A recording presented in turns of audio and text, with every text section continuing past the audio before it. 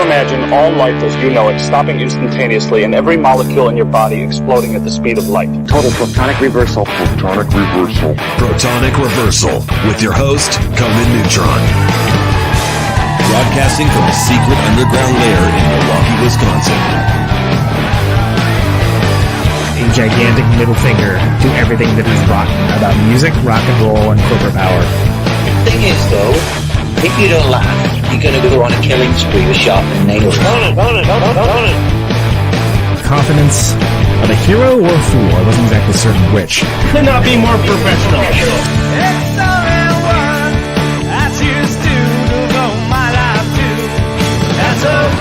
It means something. It means something.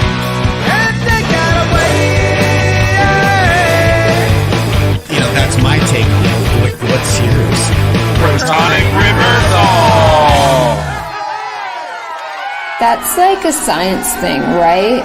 Indeed it is. It is a science thing. It's a science place. It's a scientific fact that we're all up in your face this time once again for the one, the only Protonic Reversal. Welcome to it. Tonight, episode 397. Returning guest, friend of the show, actual friend, secret friend, Mr. Dale Crover's coming on. Melvins is probably where you know him from. Redd Kross, perhaps. Dale Crover Bands, pluralized. All of these things and much more. We talked to him just a moment. Before we do that, welcome to Conan Neutron's Protonic Reversal. I'm your host, Conan Neutron. I'm a rock and roll lifer who's toured and recorded for 24 years, most known for the band Conan Neutron, the Secret Friends. Music is a huge part of my life, and I use the format of this very long-running podcast to talk about music with musicians whose work I enjoy and respect, but who may not be household names. This is episode 397. Now, if this is your first time listening to the show, archives of it are available for free. No ads, no sponsors, no kidding at protonicreversal.com. However, if you want to support the show and get episodes sooner, $1 a month at patreon.com/protonicreversal will gladly achieve that goal. If you like the show or even just a single episode, please feel free to like, subscribe on your platform of choice, share it around the internet, even leave a review. All of that helps people discover the show, beats back the almighty algorithmic overlords, and it's just a darn nice thing to do. So here we go. It's Tour Eve for Dale Crover Band.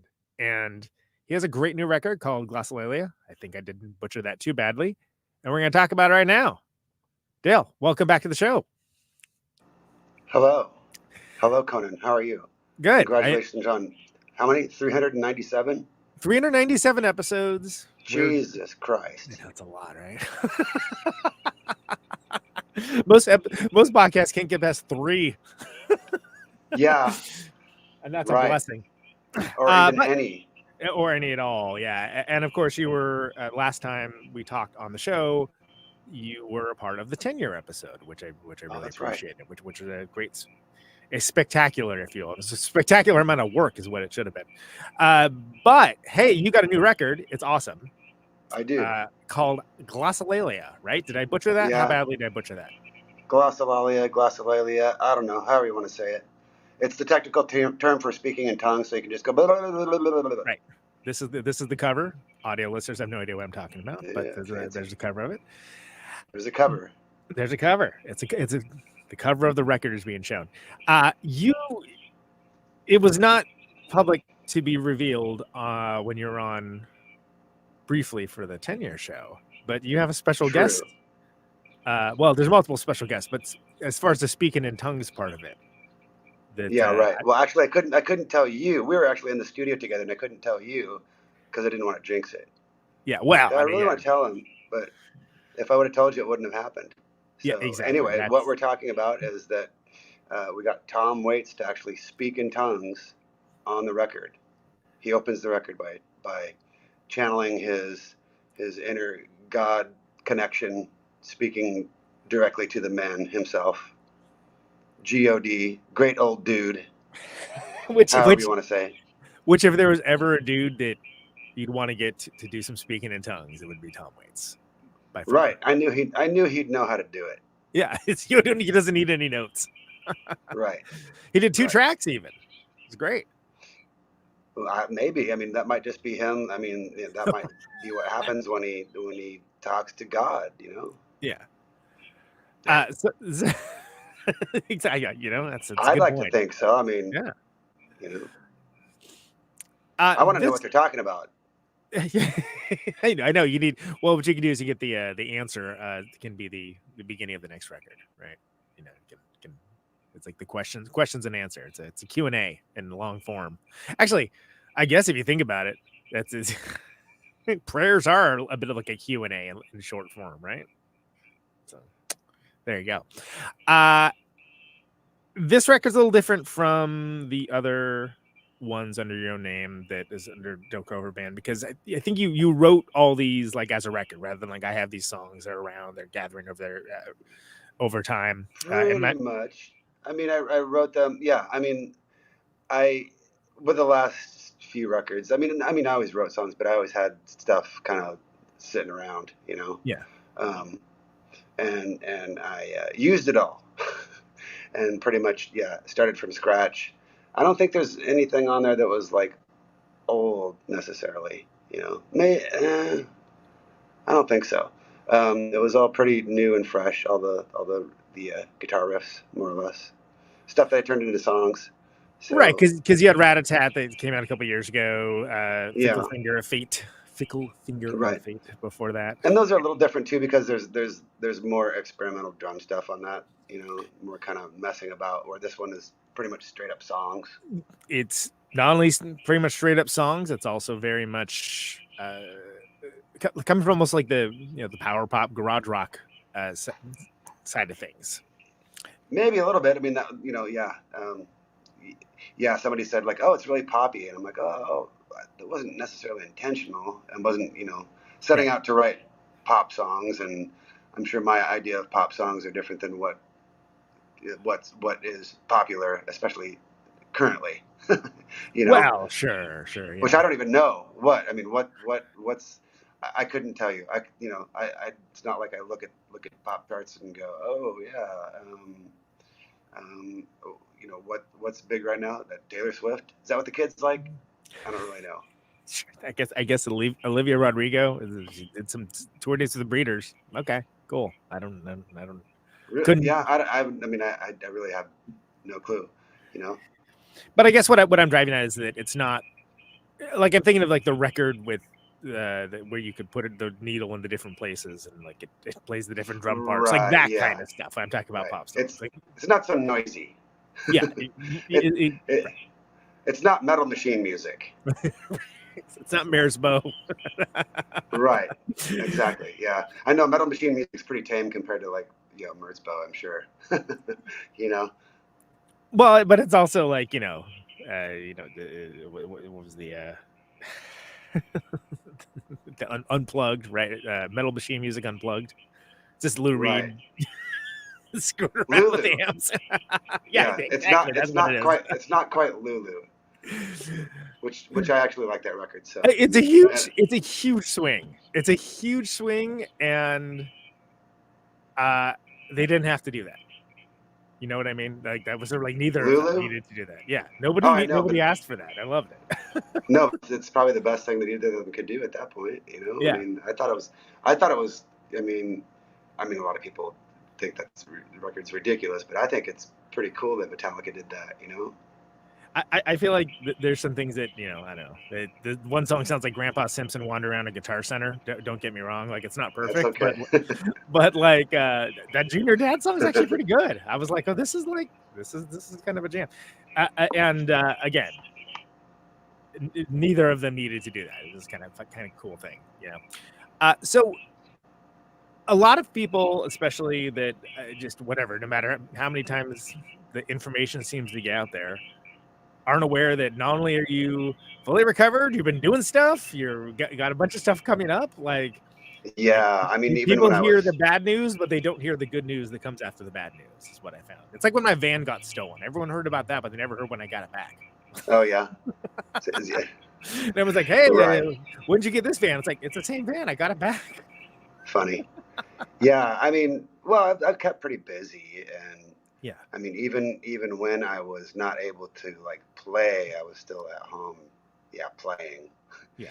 At least playing guitar. And then eventually it wasn't that long where I started playing drums again. Yeah. You know. Well, and it's something where there's a scale process to it, right? I wasn't like fully headbanging, but I was playing drums again. You know? I wasn't doing those big hair twists, you know. Yeah, exactly. Yeah. Throwing my hair around. Contorting your entire spine while doing so, yeah. No, right. But I started playing right away and working on songs. You know, I wrote at least like 4 of these songs after I had surgery. You know, maybe even more. You know, but I utilized my time. Did you find that you were thinking about the songwriting process differently, like kind of being not forced to like because settle of that? down No, necessarily? not really. No, I mean, really,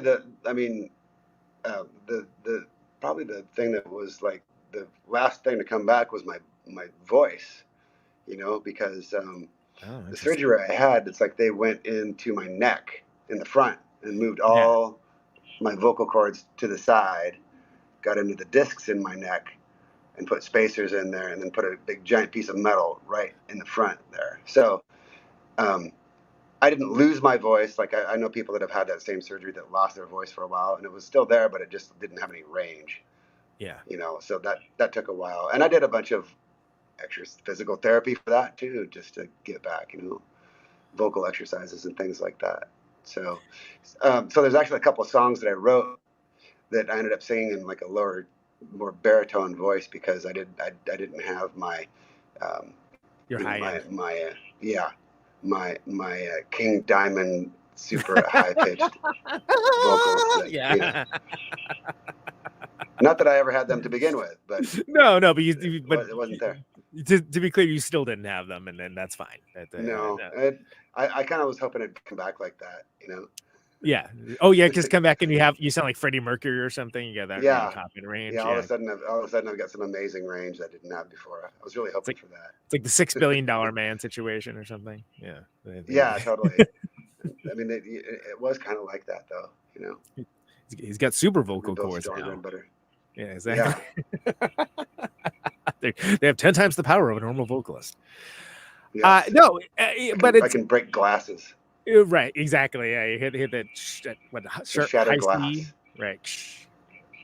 But even though the vocals were the last thing to come back, you still were able to do everything else. You're able to get in the studio. You're able to track things, get ideas down.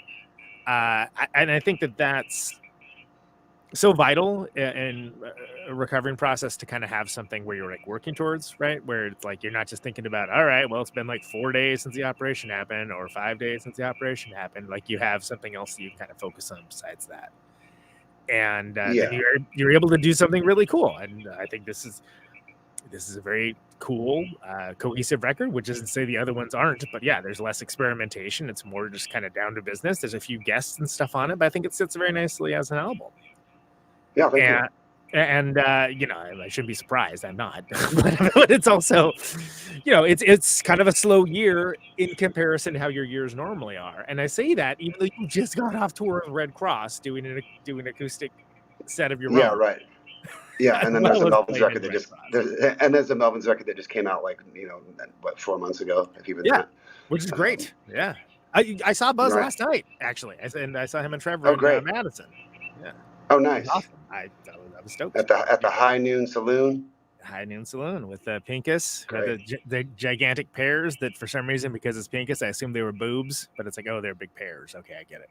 Oh no, it's supposed to be grow a pear. Grow a pear, yeah. No, okay. Right. And then I asked him, I was like, hey, has anyone ever come up to you and be like, hey, how much for the pears? He's like, no, they haven't. Did you offer money? I was gonna say, let's see what I got in my pocket. Yeah. Give you $10. It is Pincus. He might want a little more than that, but yeah. I actually talked to Jeff before I did this Redd Kross tour. So I did this tour with Redd Kross where, I actually wanted my band to come and open, and just because we'd done that before with those guys, we did a tour of the West Coast before the pandemic, and that was really fun. and Steven also played in the band. And It's a lot to do. It's been such a busy year for Redd Kross that and he's been so focused on that he didn't want to have to think about two things, and just logistically, we wanted to take more of a regular kind of crew, Yeah. like a sound person and that kind of thing. So it just wasn't, it didn't work out that way. So in lieu of that, they had me, they didn't even tell me. They're just like, they booked the tour and announced it like, oh yeah, by the way, you're going to DJ. I'm like, oh, okay. So, I mean, I was kind of like the opening band, like they were going to pay me to do it or whatever, I'm like, oh, sure. That's great. Cause I mean, oftentimes I end up being in the opening band, roped into it somehow, which is fine. It's always, we've always kept that stuff kind of in-house. Had our roadies open for us with whatever band. Like Porn did that before with Tim. Yeah, Moss, that's right. Yeah. Or we've done a few things like that. So anyway, Yodamoshi. So I think they did that sound. Yeah, right.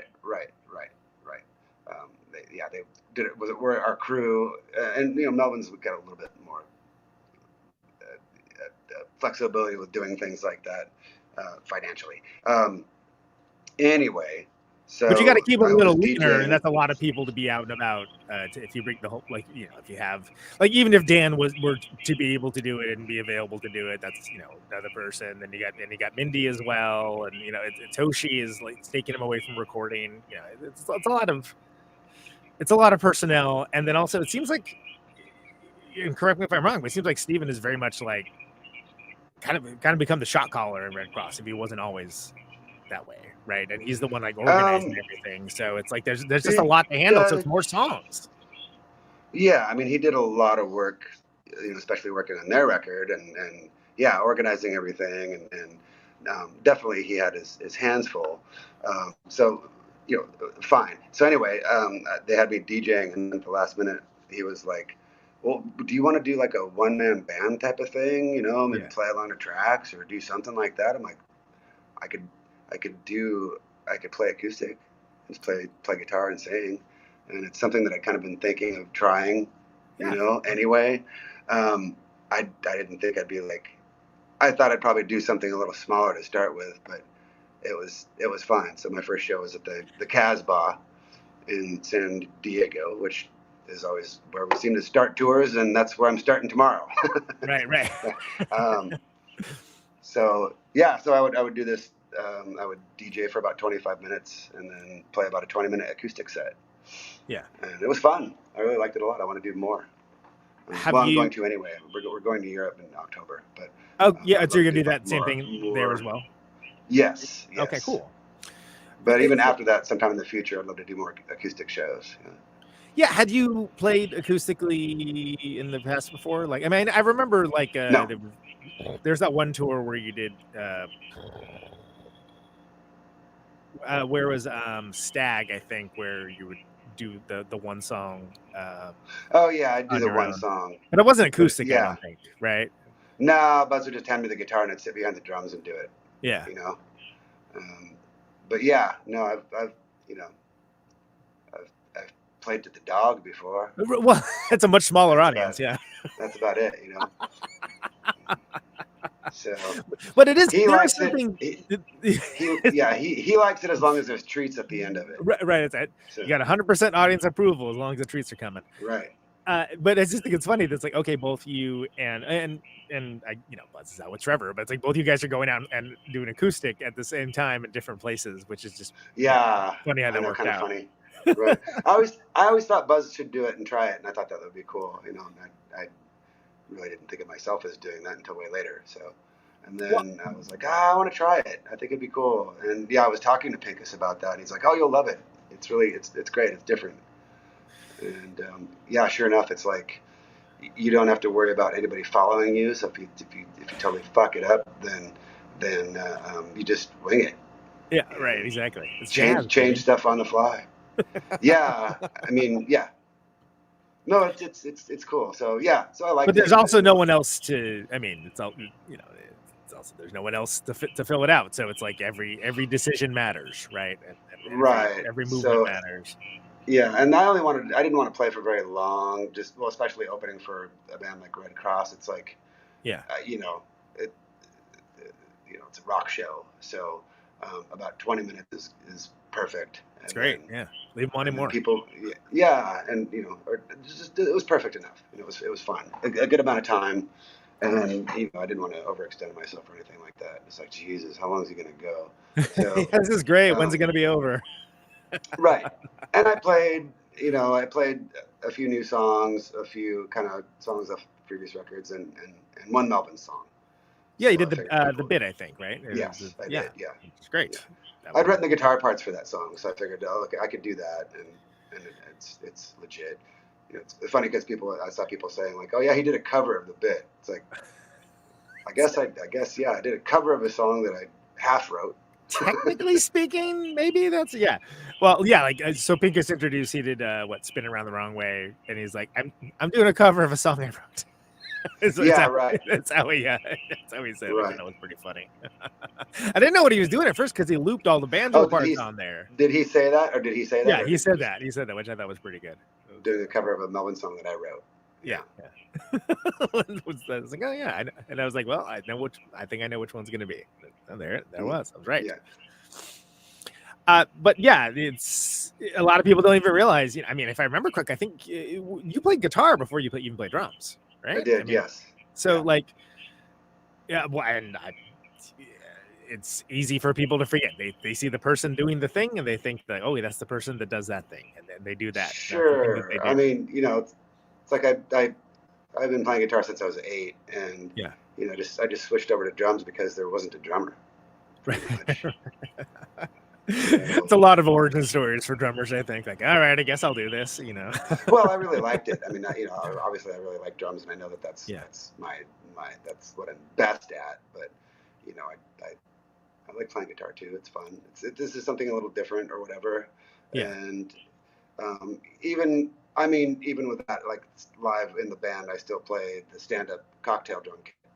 Yeah, which is great. Yeah, I love that thing. That's great for double drum stuff because tonality is so different that you get kind of like it's funny. It's almost like those drums. They kind of remind me of like marching band quads or whatever. Sure. You know what I'm talking about? The toms, whatever.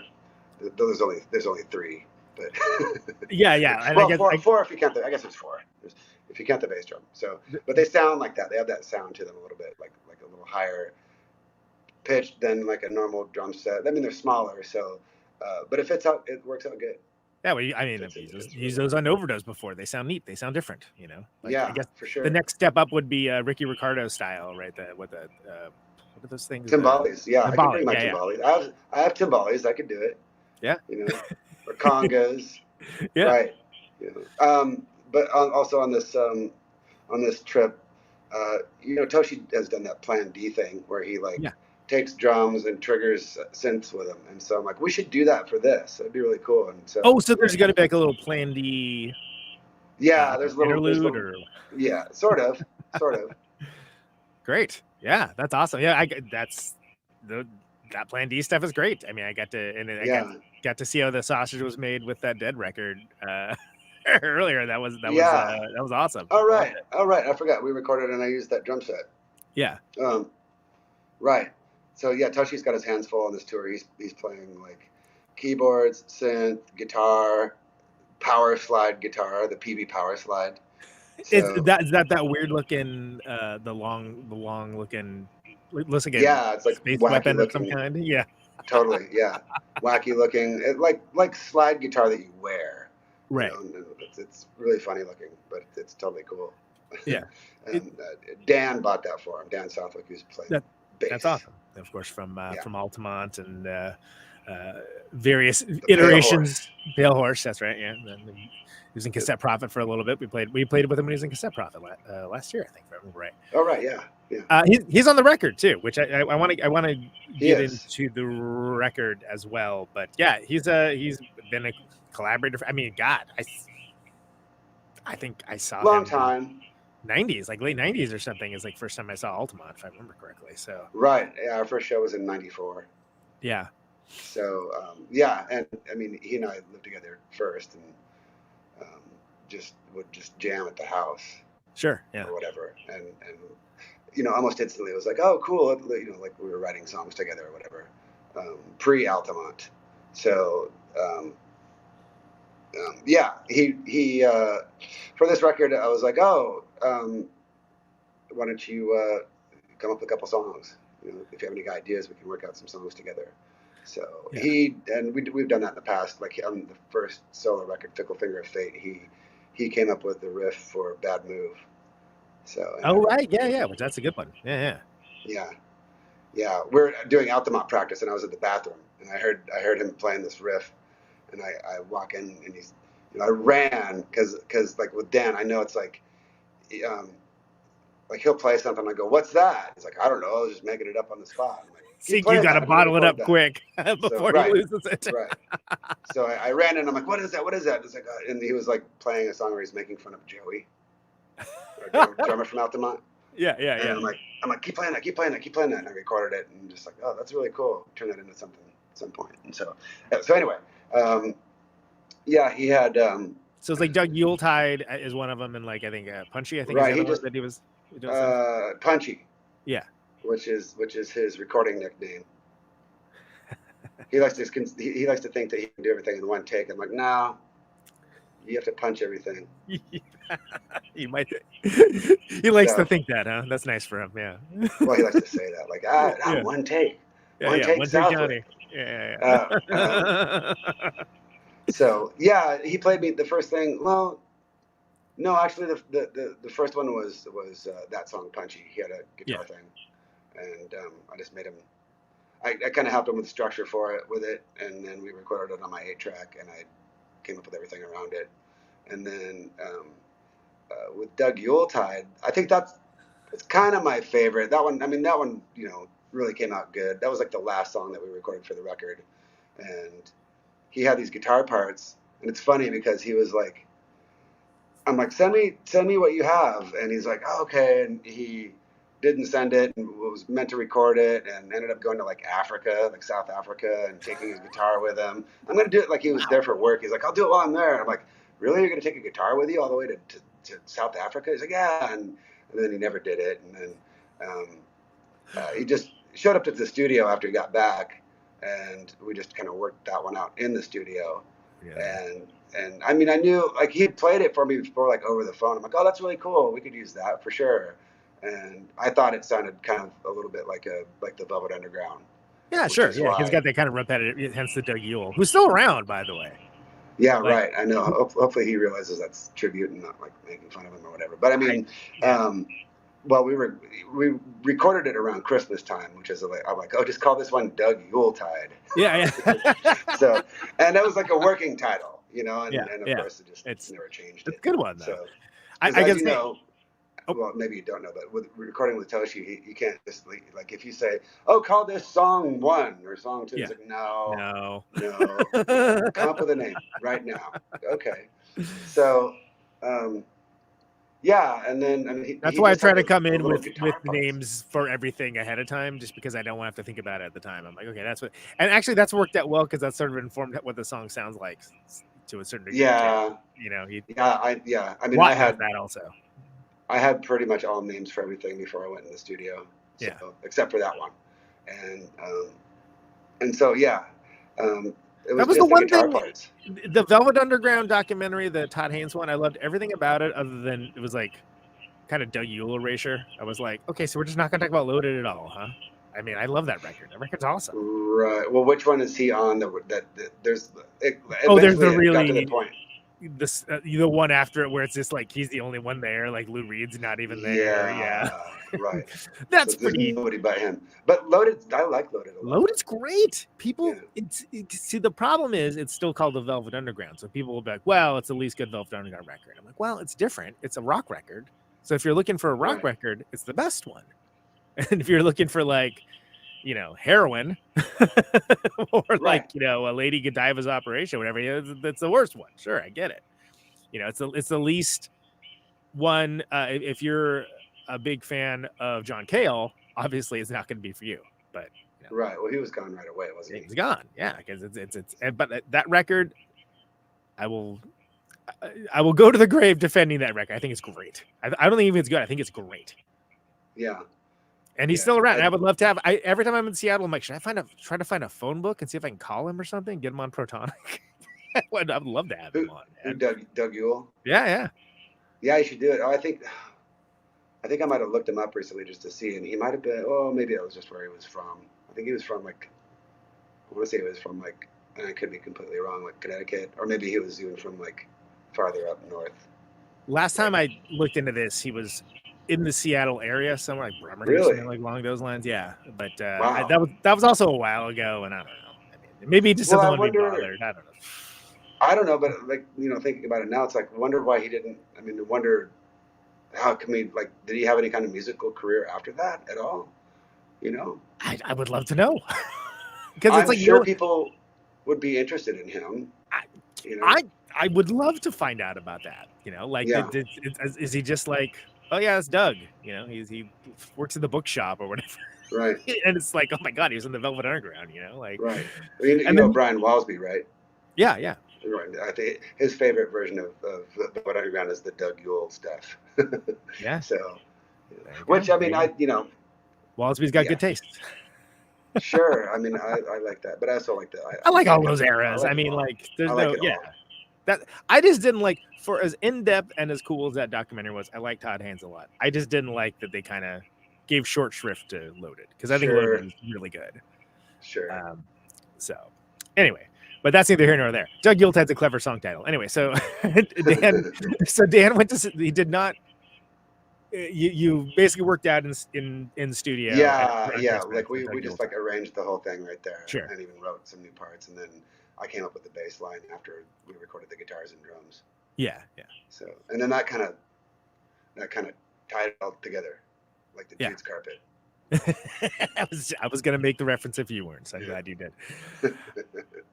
So I want to get in more in depth to the record, like on a song by song basis, but I also realize, except for very briefly on like the 10-minute segment on the 10-year anniversary, we really didn't talk about Tarantula Heart. I talked about Buzz.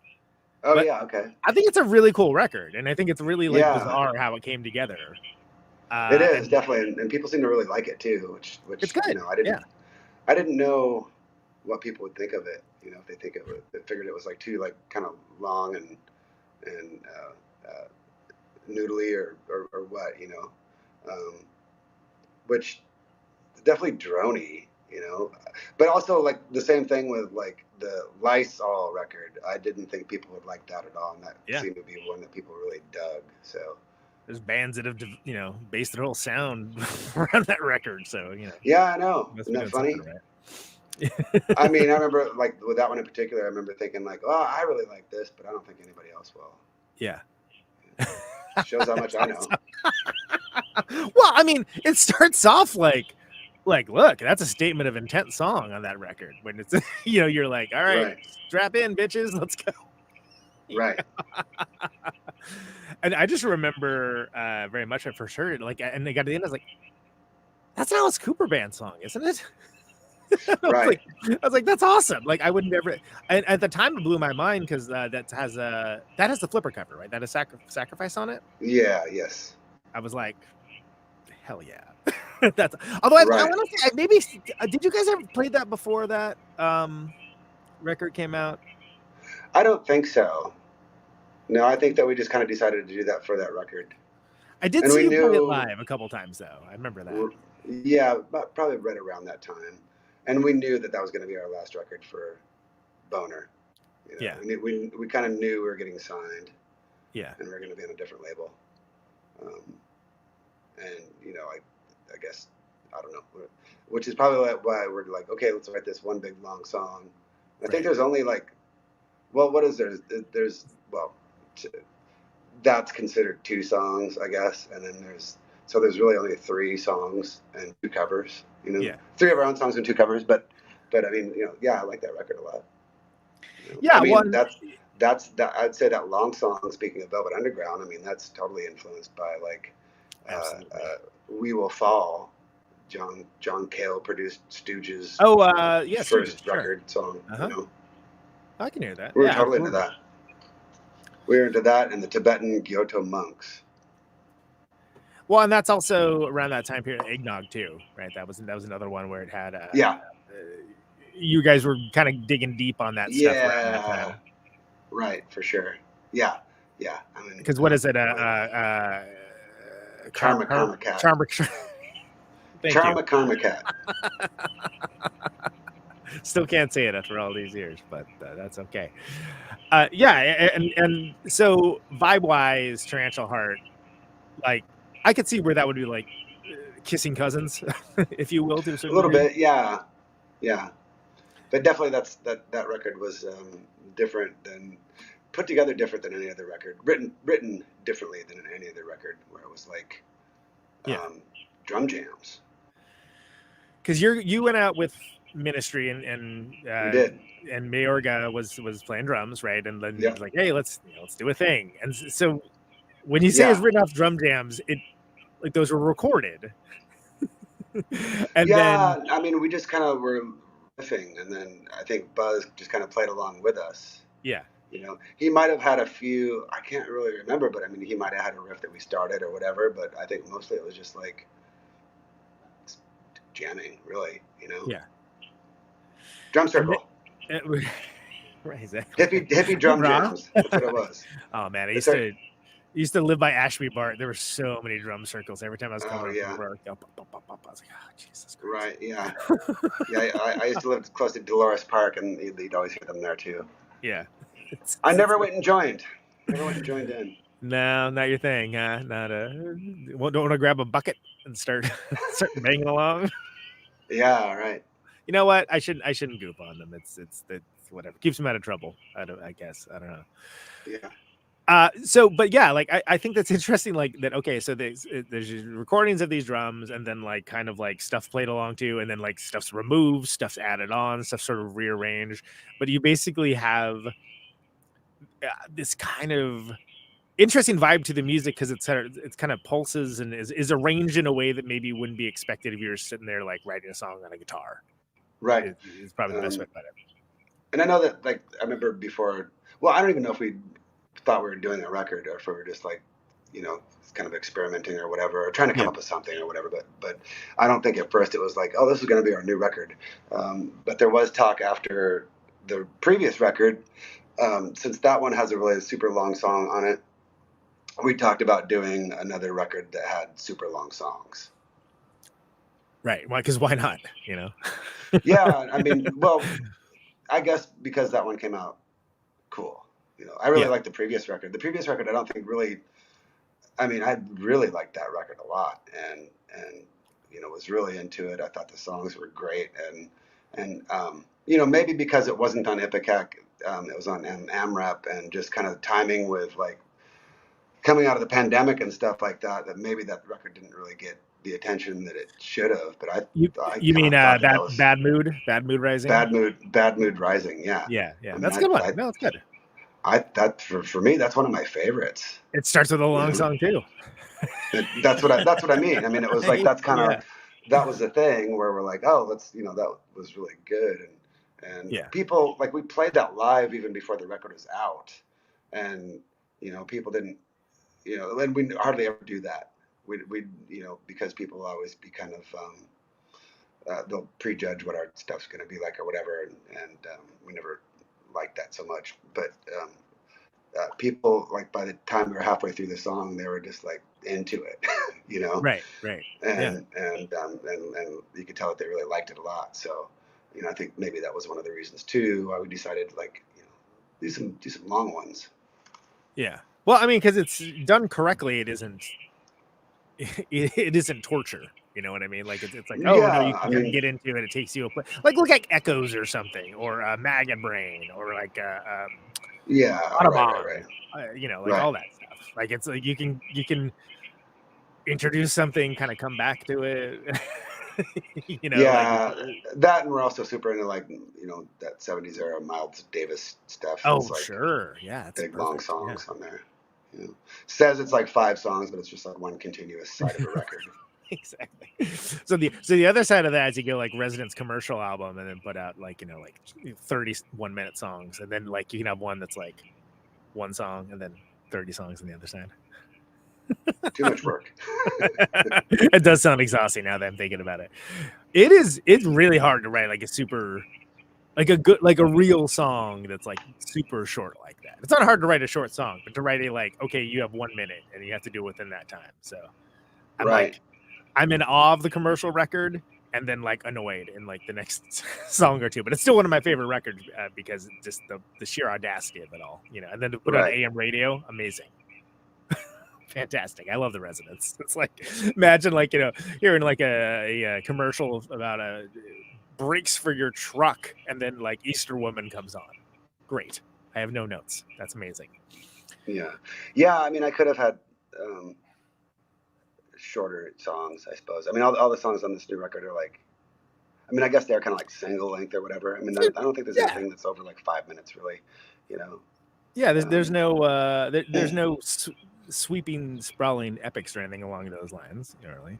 Not really. No. It's got a good. So before I want to get into on a track by track, but you got a lot of. Before we do that, without giving away the store for people that are listening live that haven't seen these shows yet, you got a few records that are under your own name and or Dale Crover Band.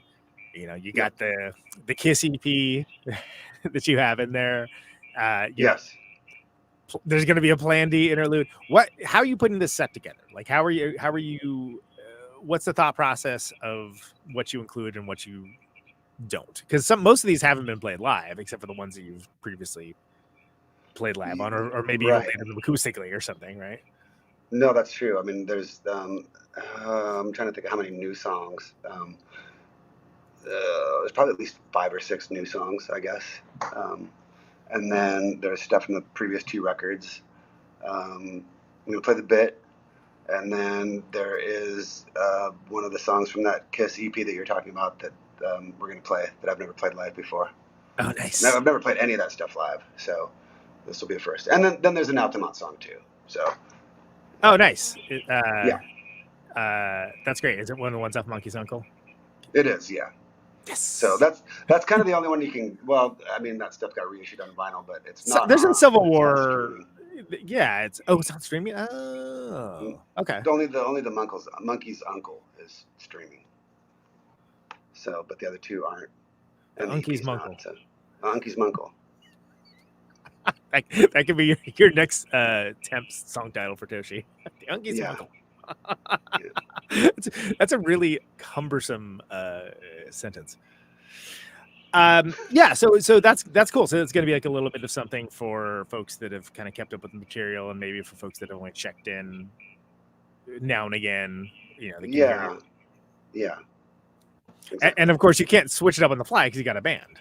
so you got Dan playing with you, Toshi, and Mindy. Yep. And Mindy, right? Yeah, which is great. That's correct. I wish I could see these shows, but I'm not anywhere near. Come on out. I'll drop in the private plane. I'll be right there. Well, let's do this. Let's go through each of the songs one by one. I think this is an interesting record. I think there's a lot to it. So sometimes this can be kind of a cool exercise that you could say about where the song came from, like you just did, or maybe some idea like where the song initiated. If you have with a special guest, maybe story behind that, saying anything that comes to mind. Okay. And kind of give people a little insight within to the record beyond just the music. So I'll see what I can do. First one's the title track. So yes. Glossolalia, yeah, which that one has Tom Waits on it, opening, speaking in tongues. Right. I had this little guitar lick thing that I thought sounded cool and kind of reminded me of Gary Floyd by the Butthole Surfers. Oh yeah, and also I don't know, like with the vocal melody and stuff, it almost sounds a little bit like the Kinks or the Who or something like that. I thought, Kinks was kind of where I was going with it for sure. Yeah, and loosely about speaking in tongues. Right. Yeah, it's from a from that. What is the who are the ones that do the snake stuff? Which I don't know. The Holy Rollers. I can't remember. It's funny because Carl from the label knew the whatever religious sect were the tongue speakers. Oh, really? Oh, wow. So, As I was saying, I was gonna say if there's like a gradation of scale, like a D&D alignment scale or something, they would be on the most extreme end of. You're on a computer. Look it up. Yeah, look it up and get back to us. Thank you. No, you're on a computer. You do it. Are you not on the computer right now? Running the show. I'm Pentecostals. I think it's the Pentecostals. I'm on a wood burning computer. Maybe do you have people like chat? You have a chat thing, right? Yeah. Go find out. Find it out, people. We need to know the name of this. I think it's Pentecostals. I think it's Pentecostals. That sounds right. I don't want to stop the show to look up like snake handling plus church. Right. Oh, it is Pentecostals. Okay, there you go. Did somebody say it? Yeah. Okay. Serpent handling and originated in the Appalachian Mountains in the early 20th century. Yeah, there you go. Uh-huh. So that would be the most extreme version of this type of religious elegy. Is it celebration? I don't know what the sure, they're celebrating. Yeah. Kinksy. It's the title track too. Was that something that you were thinking about beforehand? Like, this is going to be the first song. It's going to be the title track, statement of intent. No, I didn't really know. And I was worried that people would not be able to pronounce it. Just like me? Yeah. But I know what that word is, but I've seen it written more than I've heard it spoken aloud. Right. So I almost backed out on it. And what's funny because Carl, who runs Joyful Noise, was in a band, and he said that the first release was like from his band, and that's what it was called. And I'm like, well, shouldn't we change it? He's like, no, I think it's really cool. So I'm like, all right. And so we kept it. And, I think the fact that Tom's on it too made it kind of cool that that's what it's called, Well, yeah, you get some actual speaking in tongues before it, so. Yeah. So apparently, the Oxford Dictionary says it's a practice, especially by Pentecostal and charismatic Christians. Charismatic. That's right. Great. That's like they probably gave that name to themselves. It's like the Fantastic Four. You got the Human Torch. Okay, the Thing, rude but okay. The Invisible Woman, and then Mr. Fantastic, not Bendy guy, not Stretchy guy. It's Mr. Fantastic. Mr. Fantastic, yeah. Right. I wonder who gave him one of their appendations. Right. So my parents went to Stuffy Church. They're Episcopalians, so it's just all kind of It wasn't charismatic. No, but they did do some things like eat the flesh and drink the blood of Christ. Oh yeah, delicious. Yeah. Mm-hmm. Exactly. Doug Yuletide, we talked a bit about that. They're recorded around the holidays. Shout out to Doug Yule. Yeah. Boy Ring. Yeah, definitely Velvet's influenced, lyrically too. And then even once I put the bass on it, Toshi kind of thought it sounded like Talking Heads a little bit. So. Oh, I can hear that. Sure, absolutely. Yeah. Yeah, and it's got that rolling kind of thing, like right. Yeah. Like there's movement somehow, right? Yeah. And we did a video for that song too. That's the one where you've got the sort of glammy looking war paint. Yeah, we're trying to make it look like the Stones Satisfaction video. Oh, was that okay? That makes sense. Oh yeah. I knew that. Shoot. Mindy sent it to me. It took me like 2 weeks to look at it. I just don't look at videos. Oh yeah. I'll eventually get to it, but just I'm an audio guy. Well, if you see that Stones video, it says Brian Jones in there, and he looks totally weird, and he's got the big bug eye sunglasses on, and he just looks like he's probably high, right? And so, you think? So, so we made. He just looks totally weird and pasty and stuff, and so we made Toshi that character, sort of. Oh, that's right. Okay, good. Okay. Oh, yeah. All that totally makes sense to me now. I feel like a fool for that. Yeah. But I just rewatched was the Who at Rock and Roll Horror Circus. I like watch it Oh like yeah, every like 3 months or so. God damn, that's good. yeah, it's great. And then it's like the Stones are like, great. You guys did Yeah, real I mean, good.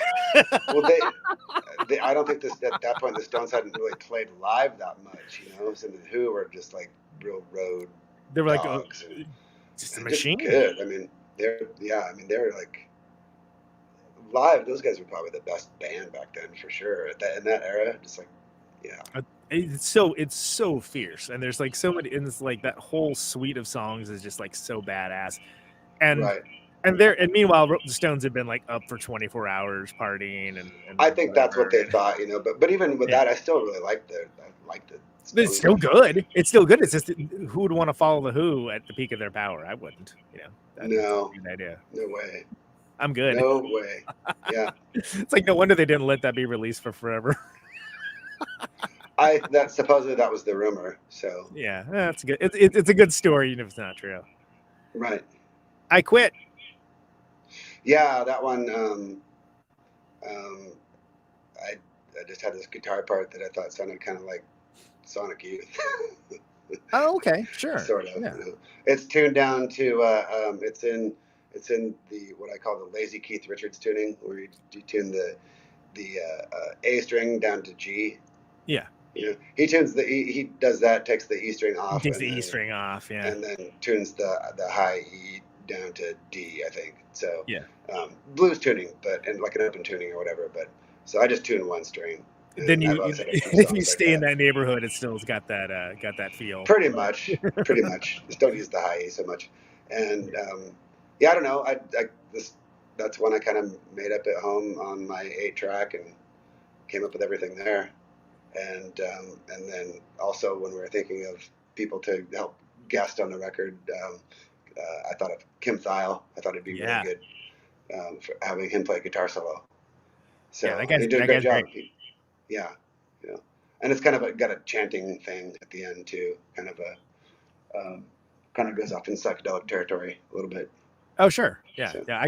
I got to see him do the thing with Wayne Kramer, the MC. Oh yeah, right. With Billy Gould and Brendan Canty. It was awesome. And then the vocals on that one, I mean, that was like I tried to sing it in a higher register, and I mean, like I was talking about before, like my voice wasn't back, but it just didn't fit anyway. So the more baritone vocal on that, I think, is better fitting for the song.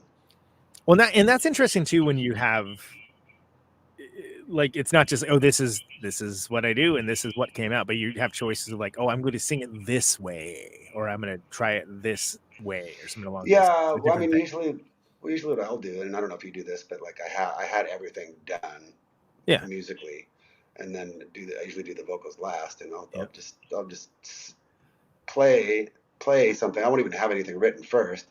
I'll just kind of mess around and kind of figure out melody first, and kind of style of how I'm going to sing it, and then sometimes I'll just kind of scat lyrics. Yeah. And then kind of go back and write them from that, you know. And it's all timing and phrasing and that kind of thing, you know. Rather than I've never been able to like write lyrics first and then have them go to something, you know. It works really well for who's the guy that what's his name who works with Elton John? Like he like writes all the lyrics. Bernie Taupin. Yeah. Like and that blows my mind because it's just like wow. Yeah, I mean, he must hand Elton the phone book and he just goes off, you know. Right. I mean, I would like to try that sometime, just like see if I can write something first and then write something around that, just like kind of as an experiment or whatever. But I really admire that he can do that. You know, he can like see the lyrics or whatever and see the phrasing and kind of like come up with something around that. That's really cool. See it all fits together. It's happened with us twice, and both times like it was like, yeah, that's cool, but it wasn't like better. It was just like, oh yeah, well that one. I actually wrote the lyrics first in that one just to see if I could. Okay. Right. I mean, I might have ideas of what I want to write about before, but a lot of times it changes anyway, you know. Do you find sometimes when you get that kind of like the nonsense word kind of flow going, and then you're like, oh wow, well that's and then you can kind of build on that like a Lego set or something along those lines. Yeah, totally. I mean, there's not too often where I know what I'm going to write about exactly, or even know what the song's about until it's all done. Then I can kind of figure it out, or just make it up. Yeah, this one's about this. Yeah, that was my intent from the very beginning, of course. So, yes. Right. Cool. Anything else on I Quit? I think that's it, really. Other than it's kind of about like not being able to control somebody. I mean, you can't really. Yeah. Well, you have no control over what other people do. So. Yeah. Even if you can, it only is in the short term, and it usually doesn't end well. Right. See Phil Spector, Blowed Up.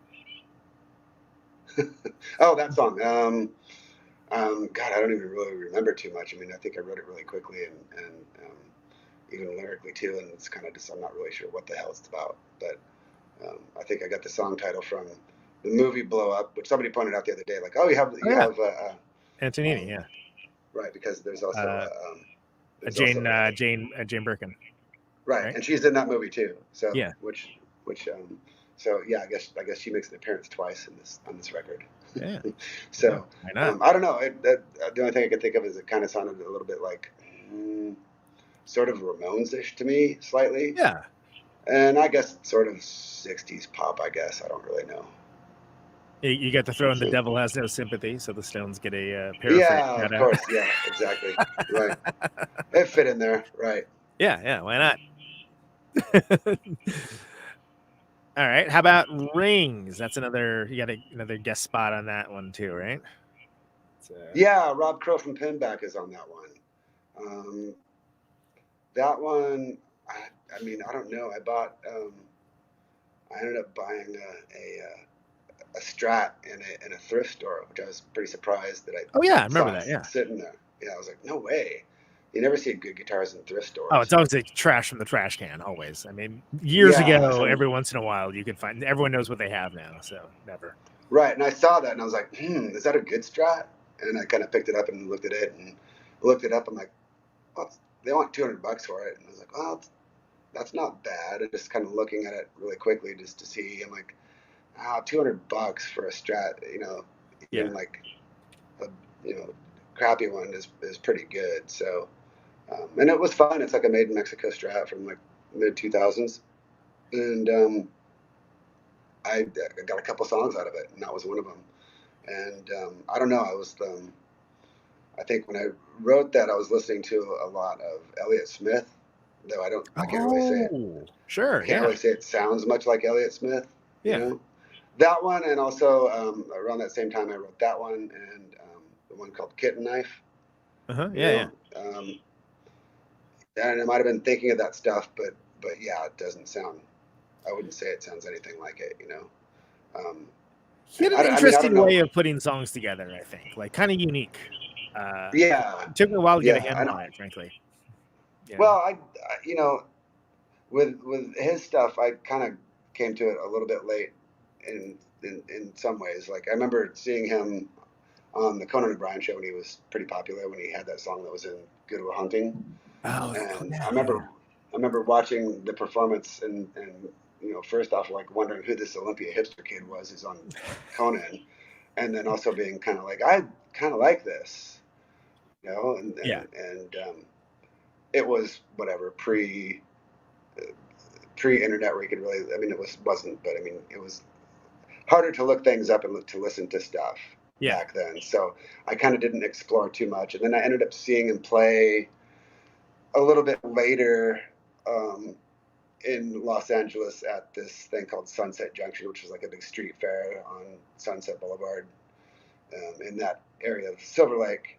And I remember going down there to see him with like Lou Barlow and Ahmad Wasif and Russ, who was like, those guys were all in Folk Implosion at the time, and they were friends with Elliott, and then they were like, because he was like kind of playing half a song and stopping, and like just Yeah. like he wasn't in a good spot in his life. So I think that just kind of seeing that, I was just kind of like, all right. That's why I couldn't really get a handle on it. And then somebody finally played me that Figure 8 record, and I was like, oh, this is really good. So anyway, yeah, I was listening to some of that when I wrote those two songs. Yeah, I have I had 2 7-inches by him at Speed Trials, and that one, Needle and Hay, that was, and I had them before that movie came out. I don't remember why. Somebody was like, "Oh, I think you like this." Oh, okay, cool. I'll check it. It's a 7-inch, like, you know, it's like whatever. It's pretty low barrier of entry back in the day. Oh, I'll buy a 7-inch, you know. And so first of all, the thing that struck me the most is the A side. I'll never forget this. A side is 45 RPM and the B side is 33 1/3. And I didn't know that for a while. So I was like, oh, right, wow. Yeah. Weird decision to like pitch shift the vocals on this one. And I was like, oh my God, Conan, we played at the wrong speed, dude. Yeah. But what's funny is I had those 7-inches and I love them, and I just never saw them, never explored further. And then, you know, then he became really big, and I never even saw him play. I don't know. I should have. Yeah. I got nothing. So yeah, that's a very boring story. Sorry. Yeah, that's okay. Great. Then what happened? Nothing. Okay. Right. I don't know. Like the lyrics to that were just like, I wrote like the rings. I wrote really quick. Right. And just like. Yeah, it's kind of like a character sketch, right? Kind of like a like a tough guy kind of situation of some kind. Yeah. I mean, I don't know. It just kind of reminds me, for whatever. Just kind of like, it's got kind of a meth head vibe to it or something. I don't know. Right. Yeah. Did Kim come down for that one, or do you remote track his? He did. He did come down for that one. Nice. So I had him do. He sang and he did some guitar, but then we ended up using. I think there's some of his guitar in there, but like Kim really liked doing the solo for "I Quit" and asked if there was anything else, and I kind of thought that it might be good to let him try the solo on this song too. Yeah, so, man.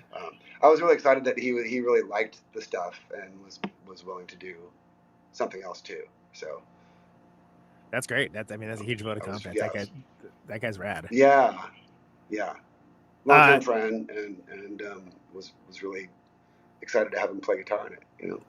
That reminds me, and we'll come back to your record in a second. There was the Matt Cameron EP, the one where it's the was it gory something? What was it? It's a Gloomy Porch Treatments, but it's like take on that. Yeah. Right. Which I was like, oh, that's awesome. Exactly. that has come out since you were on the show last. That's a cool. Right. Yeah. Well, we started. I mean, you know, like I said, we've known those guys for a long time. We ended up doing the Chris Cornell tribute here. Oh, that's right. You did that Spoon Man version. Right. That's right. Right. And so, kind of around and after that time, Matt was like doing solo stuff, and he was also working with Taylor Hawkins. You know, because he.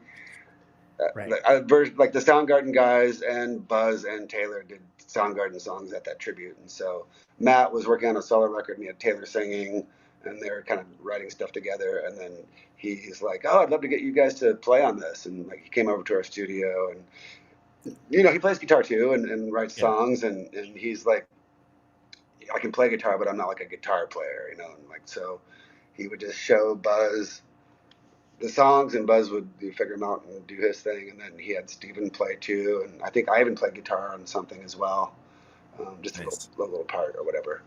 So, but that was fun, and you know that kind of, I think that's also kind of how I was like, oh, it'd be fun to get Kim in on this. So yeah, absolutely. Well, it's so cool that like you know some obviously tragic, horrible event can kind of lead to something cool. Yeah. That was really. That one was shocking. Yeah. You know, I mean, like with some of the other guys that were doing drugs, it's kind of like, well, you knew something bad was going to happen. Right. It's a matter of time. But you know, with Chris, I mean, you know, just even talking with those guys about it, you know, they kind of just didn't, you know, there were no signs that something was going to happen at all. It was just like, what? you know, so pretty odd. And, you know, I'm sure that he had whatever struggles. I don't know that it was drugs or anything like that, but, you know, that was odd. Well, you never And know what's going that's- on with someone too, though. I mean, yeah. True. You know, yeah. So it's nice. So it's nice that for such an obvious and objective tragedy, that something so cool should kind of come, you know, be born of that later on. We felt really honored that they had asked us to be involved in that. Yeah. You know, and from what I understand, when there was talk of the tribute, like the first thing that Matt Cameron was talking about when they were talking about people to play this thing, he's like, I'd love to get like the Melvins and Paul McCartney involved, because Chris's two favorite bands were the Beatles and the Melvins. So I was like, wow, that's great. Awesome. That's really cool. You know? But I think you can hear that if you listen to that 4th of July song, right? Like, first time I heard that, I thought it was one of you guys' songs until Cornell started singing. I'm like, oh shit, it's Soundgarden. Yeah, right. And, you know, I mean, I could hear it. And I think, you know, Buzz. I know that Buzz showed or told Kim about the drop D tuning, but I mean, you know, like. And he did his own thing with it. Like, I'm not saying that he was like ripping you guys off. I'm just saying it's like, oh, that's like. Oh, I know that. Yeah, I know that. You know. I know that. I mean, I can hear the influence, and I think that's cool. You know, I mean, yeah. You know. Yeah, I was actually he came up recently. Was it last episode? Yeah, I had Alan Johannes on again, and we were talking about that Euphoria Morning. Him and Natasha did with him. That it's really good. That's a really good record. I didn't know that record for years. I was like, what? Actually, the record I heard, the solo record I heard of Chris's, is the one he did with the oh god, what's that freaking guy's name? You know, Timbaland. He did the Timbaland one, and I was like, right, all right. I think he made the record he wanted to make, but I don't think this is for me. but then, like, someone was like, well, have you heard the other record? And I guess he had like 2 or 3. I don't know. And I was like, no, I haven't. Does it sound like that one? Because I don't think I want to know it. And it was that Euphoria Morning record. It's like, oh, this is awesome. Like, this is like really good. This is like his, you know, it was being like true to his roots, but kind of like doing a different kind of thing, you know, and exploring different stuff. And like, oh, that's kind of what I thought it would be, not this Timbaland thing. Right. Anyway, not to trash talk Timbaland, but yeah, not for me. Anyway, moving on. How about Jane? This is Jane Birkin. Right? Oh yeah, right. So yeah, Blow Up, Serge. Yeah. How do you? Is it Serge Gainsbourg? Sergey? I've heard it pronounced every single way. I swear. Serge Gainsbourg. Serge. Yeah, like they. Serge. Yeah, I guess it's Serge. Serge Gainsbourg. I'm sure. She did a bunch of stuff with him too. I know. Right. No, there was this. Well, it's Je t'aime. I saw on Instagram Susanna Hoffs talking about this movie called La Piscine, this French movie, and that also had oh god, what's his name? It's another actor. He's this French actor that's in a bunch of those kind of French film noir films. Alan. I can't think of his last name. Alan de Leon. I think I can't remember if that's it or not. But yeah, he just passed away. He just passed away. Yeah, that guy that was just like that's him. Like, yes. Just supernaturally handsome and also apparently kind of a dick. But really, he's in this great movie called Le Samurai. That's like totally badass. Yes, I love Le Samurai. Exactly. Yes. So, it's she was talking about this movie. I'm like, oh, that sounds really cool. And it was streaming, so I watched it and I thought it was cool. And it had Jane Birkin in it, and then like right after that she passed away. So and I was writing this song and I was like, oh, I should write like a French style pop song. Yeah. And then it's like, oh, she can be the subject. and it doesn't sound anything like French pop at all, but and it's loosely not based on her at all. but sort of was the inspiration. Yeah, you kind know, of give the and shout out. Yeah, absolutely. Yeah. right. And I also we'd just seen the Pretenders play, and so Nice. it almost has kind of a Pretenders vibe to it. Oh, So, totally. I can hear it. Yeah, a absolutely. little bit. Like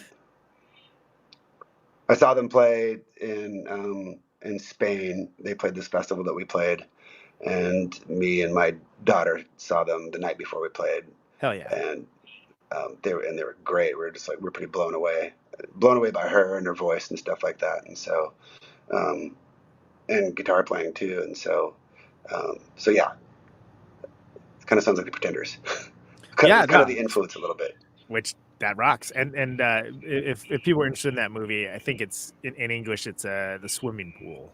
I think it is the swimming pool. Yes. Yeah. So if you don't have to. You don't have to Google the spelling. You can just look for the swimming pool, and you can probably find it It's LAPISCINE,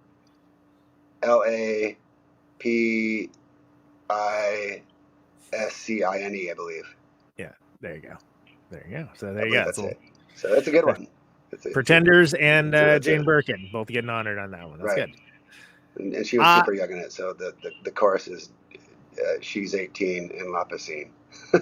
Yes. Yeah, it's like to the point of being like I saw but I was playing that song on tour. And the guys from Redd Kross were like, "What are you saying? Like Jane, she's 18 from Aberdeen?" Like, no. It's like, oh, you should say that. Well, I keep thinking about like there was a lot of there's a lot of that kind of like, wow, that's in a lot of the French New Wave stuff, like would be in high school if you weren't making this movie, but it's like, oh, but it's France, so it's okay. It's our Anna Karina. It's totally fine. Yeah. Okay. No problem. I Waited Forever is the next song. So where are we? I Waited Forever. That's the next one. Oh, sorry. That one. Good usage of the word distraught in that one. Right. Yeah. Distraught's a great word. I love that word. Right. That one, I'd had that riff for a while, I guess. Like maybe that was probably one of the songs that like was a little bit of an older riff. Mm-hmm. And I couldn't sing it the way I wanted to, so I tuned it to like D, like the whole guitar, and then it was easier. And I don't know, I kind of had a Cheap Trick vibe a little bit to it, sort of. Sure. That's what it sounded like to me. It was like Cheap Trick.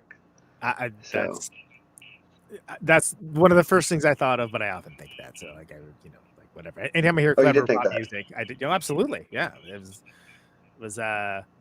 I thought of Cheap Trick and something else. Another Sloan, actually. The verse kind of sounds a little bit like Mongoloid if the Beatles were doing it. I can hear that. Or Cheap Trick. Yeah, sure, absolutely. Right. Yeah, it's almost the same chords. That one's got a Ty, right? Ty does some guitar on that one. Yeah, right. Ty came in and played a couple solos, and that was one of the songs where I'm like, I'll play something at the end of this. So yeah. That's him at the very end. I did the other solos. Yeah. But his are the ones that sound more like a guitar player's playing them. It's a good way of describing that. And Rob Crow does backups on that one too. So. Oh wait, sure, yeah. He's playing these shows with you, Rob Crow? He is, yeah. He's doing a solo acoustic thing, so I'm excited to see what it's going to be like. I once saw him do a thing. I can't remember. I want to say Pinback was supposed to play, and the other guy couldn't do it or something. But he came up with a set called Dev Fits. Did I talk about this before? Say that again. It was called Dev Fits, and it was Devo songs in the style of Misfits and Misfit songs in the style of Devo. But it was just him. Oh, that's funny. He like just recorded all the music and like it was actually pretty badass. But he did with like a couple days notice, and he like put this together. I was like, Jesus Christ, dude, that's wild. Right. We always maybe I told you this one before, but we always joked about having Ronnie James Devo, where it was Devo songs. In style of Dio and Devo songs style. Yeah, that's good. It was a good idea. We should have done that a long time ago. But we've been talking about that for years. Ronnie James Devo. Should have done while he was around. Did you see that documentary? We talked about this, right? Yeah. The Dio one, yeah. Yeah. It's good, but it's sad. I mean, it's just like it's cool. Yeah. But it's sort of like You deserve better, dude. Right. Ronnie James Dio. That would have been good. I wonder if he would have dug that. Yeah. Probably. Don't worry about it. Yeah. Don't worry about it. What's the song that about? one- Don't worry about it. Pretty much. Yeah, it's pretty much the story right there. I don't know. Very Beatlesy kind of vibe to it. You know? Yeah, definitely. Like there's like a chord in there from I'm Only Sleeping. I learned an I'm Only Sleeping chord, and I'm like, I got to use this in a song. Yeah. So Totally. Why not? And then and to me it kind of sounds like Neil Youngish a little bit. Oh sure. Like okay. something Yeah, the more kinda on mellow after the kind Gold of. Rush. Yeah. That's kind of what I was thinking when I wrote it. Yeah. Neil Young style from after the Gold Rush era. I really liked that record a lot, and I liked all the acoustic songs in there. So yeah, that one's great. I don't think anyone's gonna argue with you about that one. It's kind of one of those ones. Like, well, what are you gonna say? It's good. And then Rob's on that one. I wanted getting Rob. I knew that he had like a much higher registered voice than me, and I thought that those two songs in particular would be good to have him on. And then he also plays guitar on that song and did like a really nice guitar line to that. So he's a pretty versatile player. I've seen him do a lot. Yeah. Of he's got that band called Plosives with which is terrible to have to say on mic, but it's kind of funny to say on mic, with John Reese and Adam Willard. That's quite good. I mean, basically, it more or less sounds like Hot Snakes with Rob Crow singing, but not in a bad way. It's like it's good. I don't think I've heard him play in a rocked up band since like Thingy. Other than like I had that metal band. Never mind, but whatever. You know what I mean? Right. Don't worry about it. Spoiled Daisies. Yeah, that one. That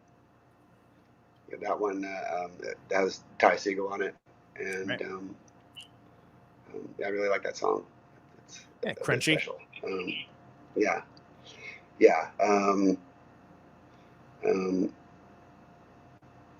What can I say about it? I guess the vocals are kind of about having a bad trip, sort of. Yeah, that's the rich tradition of that, Right. People are usually being hypnotized or talking about being hypnotized. It's from the great hypnosis canon of songs. Right. Do you know anything about Ram Dass? No, what's that?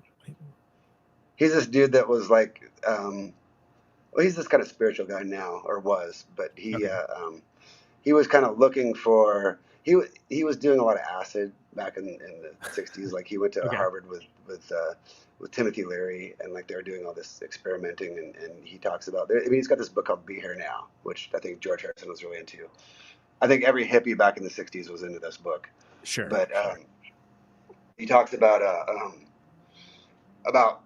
taking acid and having this spiritual trip. And he's like, I'd be in heaven and I'd be in the Garden of Eden, and then I'd get kicked out at the end, and it'd be a real bummer.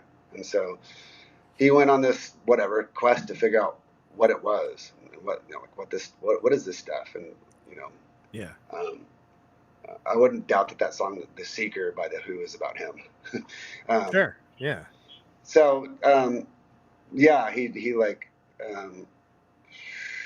he found his guru, and the guru, without him telling him, knew what he wanted. He knew what his questions were. Mm-hmm. And he's like, you want me to tell you what this stuff is? Give it to me. And he's like, I watched this guy take enough acid to take out a elephant, and it didn't faze him at all. And so he's like, that was his answer, basically that's not what you're looking for. It's not in this. So loosely, that's what that song's about, I guess. Yeah, was it? He was. So I'm remembering this dude now. I think my dad talked about him. He was into a lot of those kinds of figures, and he was like kind of tied up with Timothy Leary for a while. And then they had a fallout or something along those lines, and like I think he ended up being a professor at Harvard for a while. Yeah, and then that was controversial for some reason, and something like that. Right. And then he kind of became this spiritual guy. He's written a bunch of books and stuff like that. He's no longer with us. He's did he pass? Okay. He did, yeah. So there you go. he's out there someplace, you know. Pour a little out for Ramdas, you know. There you go. Kitten Knife. You mentioned this one a bit earlier, but tell me about Kitten Knife.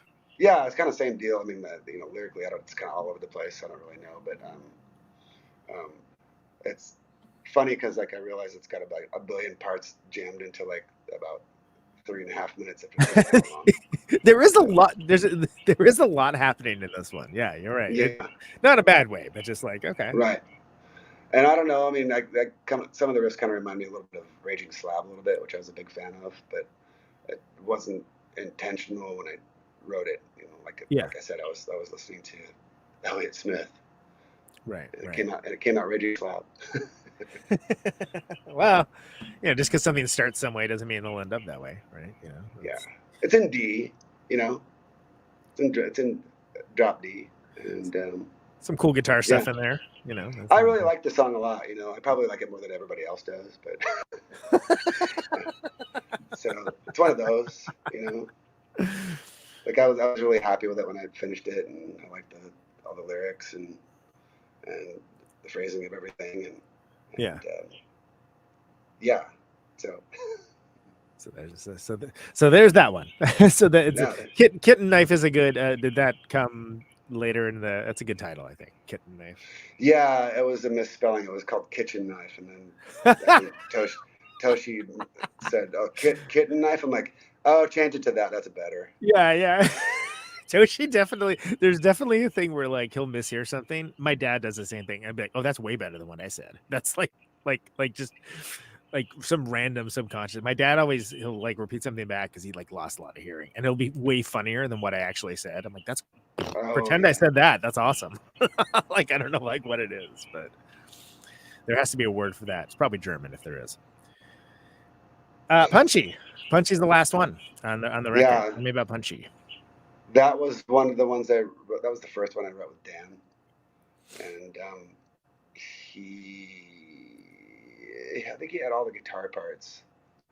He had guitar parts, and then I helped him arrange it, and then wrote lyrics to it, and then I think we wrote the bridge in the studio because it kind of needed something else.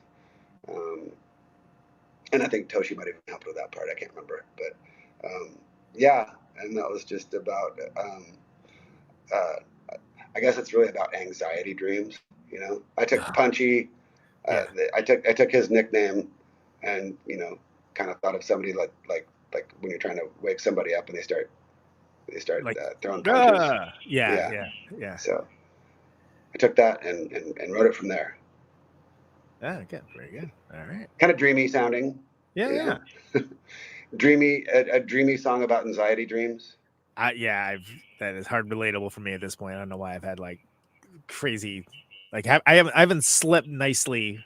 I haven't slept easily in like a week and a half. I have no idea why. Oh, wow. There's not. I don't know why. Yeah, what kind of anxiety dreams do you have? Things falling apart, for lack of a better term, right? Yeah. And then like not being able to do anything about it, like whatever the things happen to be, you know. Yeah. There's a lot of that, and I have dreams like that where I'm at a gig and I'm late and I'm trying to set up my drums and on my hardware, I can't set it up properly. Yeah. You know, or I forgot something.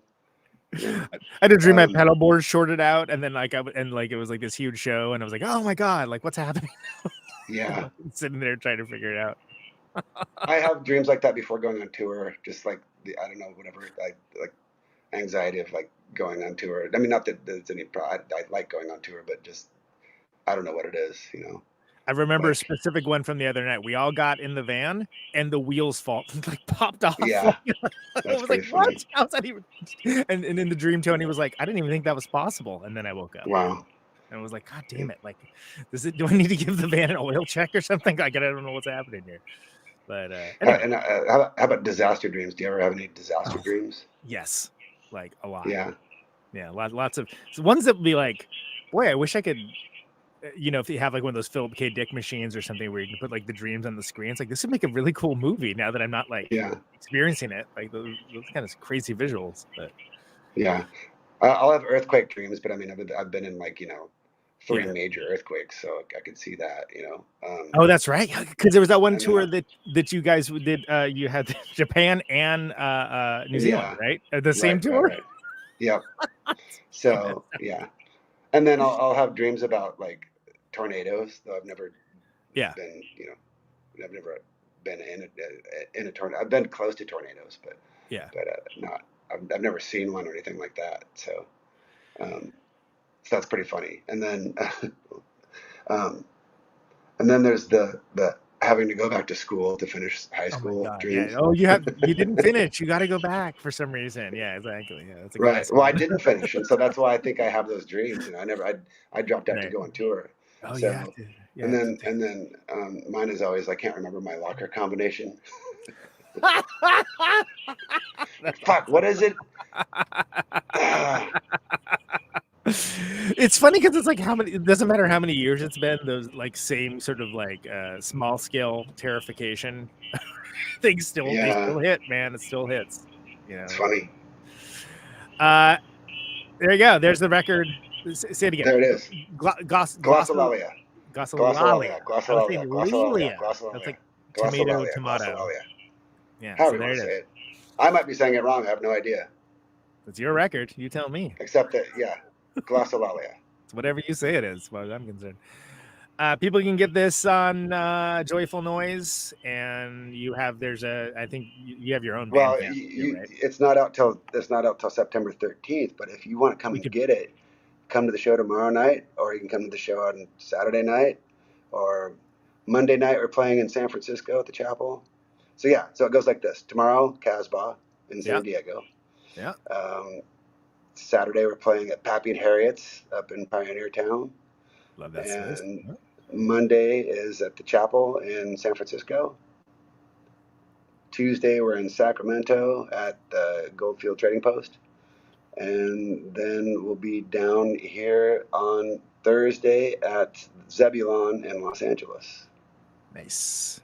Yes. What's the Goldtown Trading Post? What is that? Is that like it's been there for a while. Melvins have played there a bunch of times. Okay. Did it used to be called something else, or was it always called that? As far as I know, that's what it's been called every time we've played there. I'm gonna get my top researchers on that. It's cool. It's like kind of downtownish, I guess. I don't know, but I mean, it'll be good. Yes, everybody will be there. Go buy a ticket. Yeah, exactly. So I'll throw the information in the show notes for everyone. And great. So what else? What else is going on? Is this going to be the first year that you don't play a Melvins show? Well, if you don't count the pandemic. Well, yeah. What pandemic? Never happened. I know, right? I'm over it. We just all got older for no reason. Right. I'm so over the pandemic. I'm sure everybody's over it. Everybody's been over it. So nobody wants to hear about it anymore. I say, okay, well, it's still fair, but no, but like this, I'm being joking, but like if I remember correctly, because they already had the visas sorted for Japan and Australia ahead of time, right? So it was like so I didn't go. That was I guess that was this year. So, but there's a bunch of stuff coming up next year. So there you go. So plenty of Melvin stuff in the future. Everyone's running around playing acoustics right now. Yep. Going to Europe with Redd Kross. The Redd Kross thing's been great. We had a really fun tour that we just did, and their new record's really good. I would have loved to have seen it. You can blame the RNC for me not going there because it was going to be a 5-hour trip one way. Oh, because of traffic. Because it was in downtown in Milwaukee. Oh, funny. So it was going to be 3 hours there and 2 hours back, and wow. I couldn't do it. I would have done it if it was even 4, but I couldn't. Yeah. Oh, next time. I'm sure the show went on just fine without me, but I would have loved to have seen it. It was a good one. Yeah, the Chicago show was really fun. It was a good show all around, I thought. And you got a bunch of stuff coming up with them October? In Europe. We're going to Europe. We'll be there like the October 8th, I think is when it starts. And are you doing the same thing there where you're doing the DJ set and yes. playing acoustic? Oh, cool. So that's... Yep. We're playing in Liverpool. I'm wearing my cavern At the shirt. Cavern Club. Yeah. We're not playing the Cavern Club, but we are playing Liverpool, and we're gonna stay at George Harrison's childhood home. Hell yeah, that's awesome. I'm telling everybody now so they can come and knock on the door when we're there. Right, exactly. Like, hey, open up. We won't be parking there, so doing you can't come and steal our gear.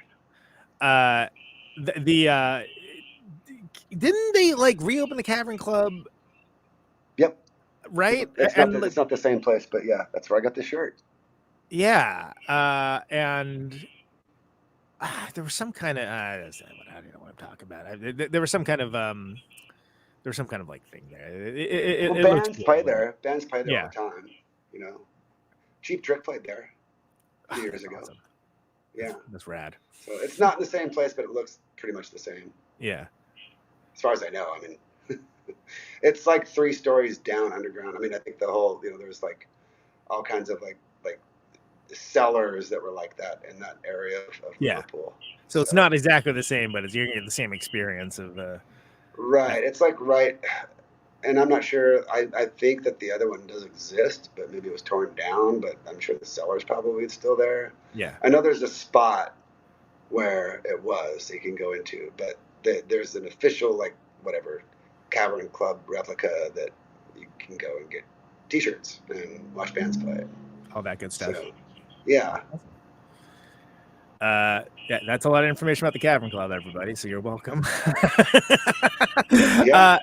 I think that, I think it's a cool record, man. I would. Well, thanks so much. Love to see you play. I know I've seen you, but I would love to see you play some of these songs. Yeah, live. I really, We'll have to work on that. I'm hoping the record does good and that we can go and play more shows. I mean, we're doing this little run a little bit prematurely. I kind of wish the record would have been out, and it might have. I think when we booked this stuff, we kind of had planned on it maybe being out, but yeah, I mean, anything else folks should know other than pick up a copy of the record, Joyful Noise. But if you go to the shows, if you're on the West Coast, of course, you can get the vinyl early at the shows, right? Yeah, absolutely. And anything else you want to share? That's it, man. That's all I got. Cool. That's a lot. It's good. We did it. All right. Excellent. Well, thank you for having me on here. Yeah, of course. Always a pleasure. Yeah. You're always welcome. So. Well, thank you. I'm sure I'll be back. I'm sure you will be. I hope so. All right. Check you later. All right. Give my best to everybody. Yep, I will for sure. Take care. Take care. Bye-bye. Okay, bye-bye. There he goes, Mr. Dale Crover. Now I'm actually going to close out the show like how I intended to.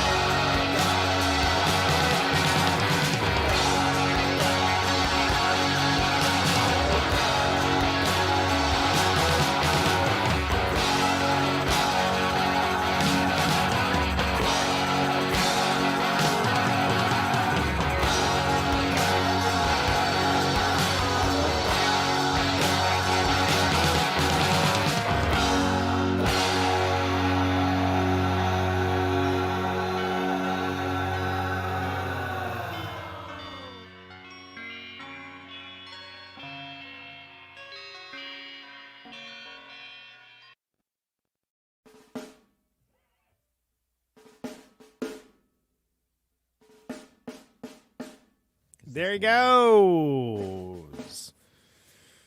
Mr. Dale Crover, Glossolalia. You can get that, dalecrover.bandcamp.com, or you can pre-order, I should say.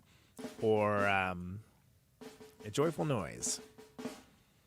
Everybody's favorite record label. It's on all kinds of stuff. And you go see Dale Crover Band on tour if you are hearing this soon. And if not, you just missed it, Chucky. But anyway, that's my dude. One of the best drummers in rock and roll, walking this earth, and a damn fine guitar player, singer, songwriter, etc., etc. The name of the show is Conan Neutron's Protonic Reversal. Thank you so very much for listening to it. This show airs Thursdays, 8 Eastern, 7 Central, 6 Mountain, 5 Pacific. Streaming live, YouTube and Twitch. Podcasted later everywhere, protonicreversal.com. No ads, no sponsors, no kidding. Get it wherever you get your podcasts. But if you like the show and you want to get episodes sooner, episodes just like this one, $1 a month at patreon.com/protonicreversal. We'll achieve that goal and it helps keep the lights on here. So that's deeply appreciated. Thanks everyone for sharing the show around, liking, subscribing your platform choice. All that helps people discover the show. It's a darn nice thing to do. Conan Neutron, the Secret Friends, playing shows West Coast as well. A little bit after Dale. Mindy's on those shows as well. 19th Bottom of the Hill, 20th San Pedro at the Sardine, 21st San Diego Red Brontosaurus, 22nd Phoenix, Tempe at Yucca Tap Room. This microphone. Other shows as well coming up: Detroit, St. Paul, Chicago. Thanks for listening, folks. Can you hear me now? Stay safe out there. Out on Route 128. Check you later. Dark and lonely. I got my radio on. Can you hear me now? Can you hear me now?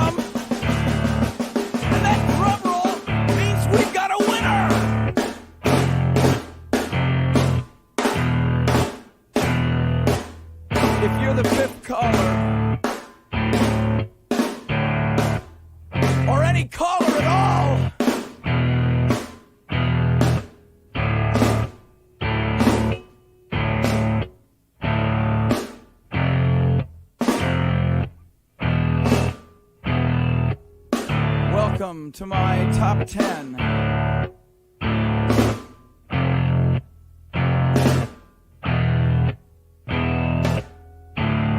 I'd like to thank our sponsor. But we haven't got a sponsor.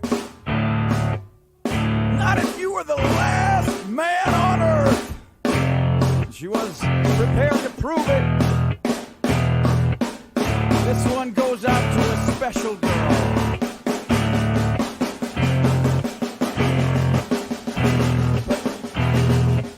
But there is no special girl.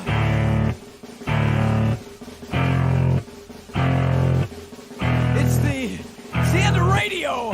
The last announcer plays the last record. The last what? Leaves the transmitter. Circles the globe in search of a listener.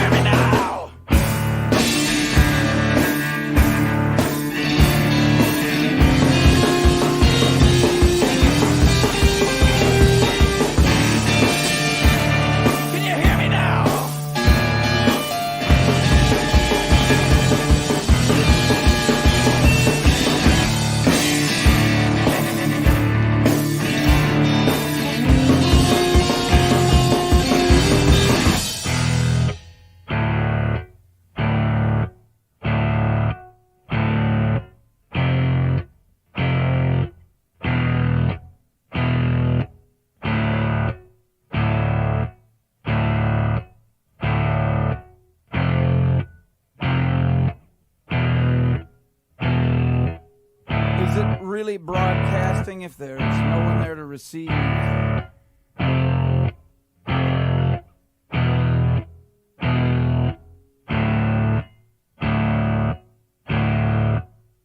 the end of radio. As we come to the close of our broadcast day,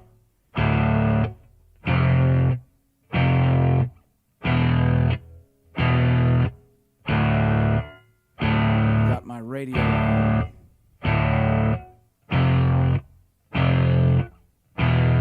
Can you hear me now?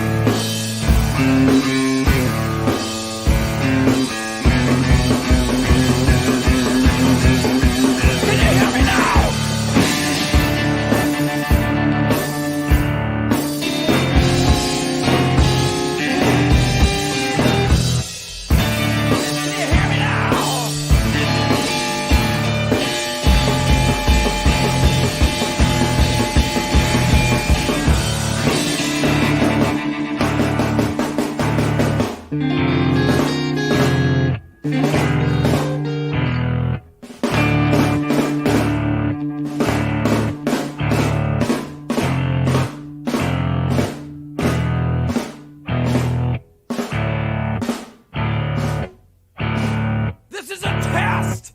If this had been a real emergency, hey, hey!